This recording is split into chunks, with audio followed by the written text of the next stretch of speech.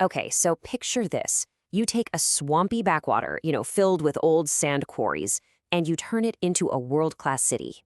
Sounds like something out of a movie, right? But nope, that's not science fiction. It's the real story of Tampines, Singapore's very first model town. I mean, it's a huge question, right? And when I say a hole in the ground, I'm not being poetic. The story of Tampines literally starts with massive sand quarries and swampland.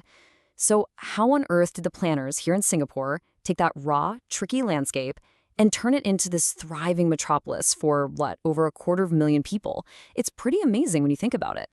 And this right here, this just captures the sheer scale of that transformation. On one side, you've got what Tampines used to be, just rural land in these huge sandpits. And on the other, what it became, an internationally acclaimed winner of the UN World Habitat Award. I mean, what a journey.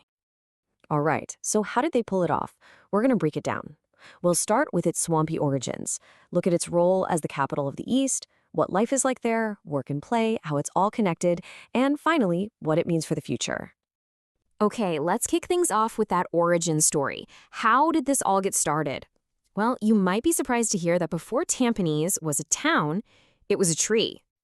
Yup, you heard that right. The name Tempinis actually comes from the Tempinis tree. It's this super valuable type of ironwood that used to just grow everywhere in the area.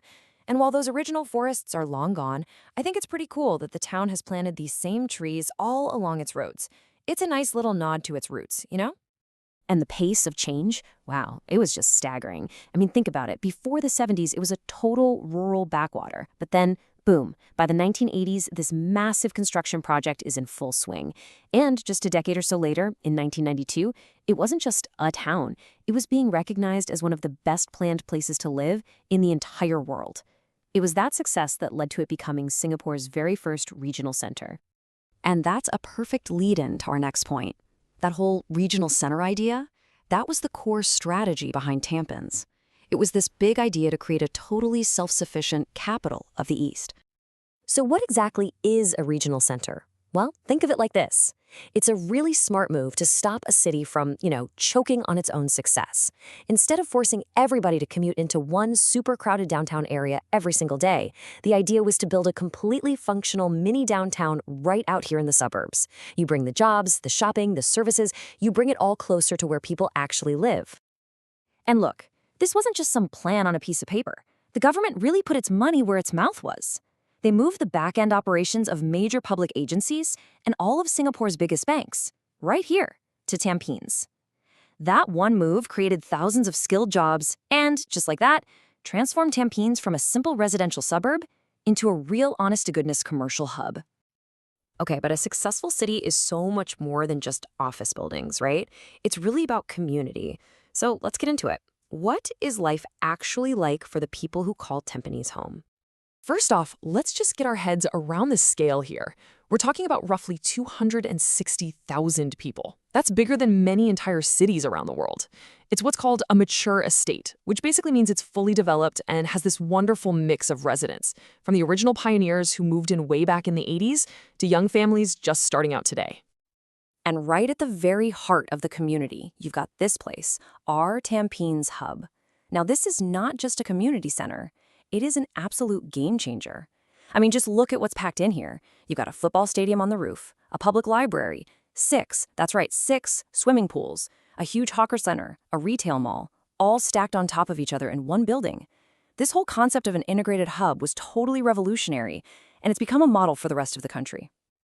On top of all that, Tempinis is a massive hub for education. The town provides a complete pathway for students. You've got everything from really good primary schools all the way up to a major polytechnic and even a campus for a world-class international school. It really serves the entire eastern region of Singapore. All right, so we've seen where people live and learn. Now let's talk about that balance between work and play. We're going to look at the town's big economic engines and some of its surprisingly innovative green spaces. When it comes to shopping, Tampines is an absolute beast. It's famous for having not one, not two, but three huge shopping malls right next to each other, right by the train station. And if that's somehow not enough for you, there's also a dedicated retail park with all the big box stores like IKEA, Quartz, and Giant. There's no doubt about it, it is the undisputed retail capital of the East. But hey, it's not all just about shopping. If you go a little way from the town center, you'll find a really serious high-tech industry. The Tampion Wafer Fab Park is home to some major semiconductor manufacturers, and they provide thousands of highly skilled jobs right there in the town itself. And check this out, here's a fantastic little detail. Right in the middle of all this urban development, you find a place called Tempinis Eco Green. It's a park that's designed to be as natural as possible, almost like a savanna. And get this, to protect the native birds and wildlife that live there, the park has absolutely no street lights. How cool is that? It's just a wonderful example of how you can balance city life with nature. Okay, so a town this big with this many people has got to be connected, right? Well, Tampines isn't just connected. It's a critical transport superhub for the entire eastern part of Singapore. You can really see how its connectivity has evolved over time, step by step. It all started with the original east-west line. That was the spine of the network. Then came the downtown line, which added a bunch of new links and turned the main station into a key interchange.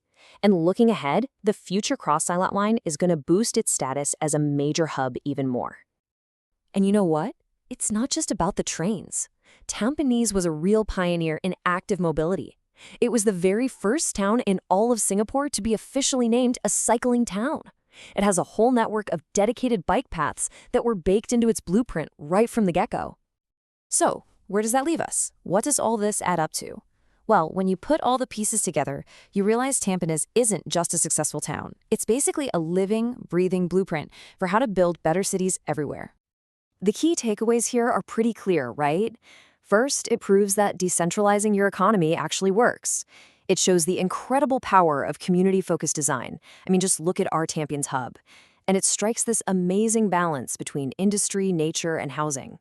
The bottom line is, it functions as a truly self-sufficient town.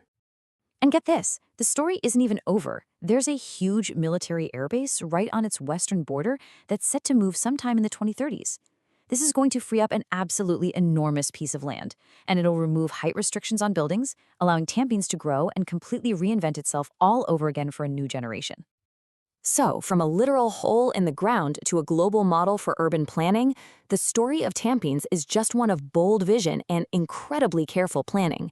And as it gets ready for its next big chapter, it leaves all of us with a really vital question for our own urban future. What can the cities of tomorrow learn from this remarkable blueprint?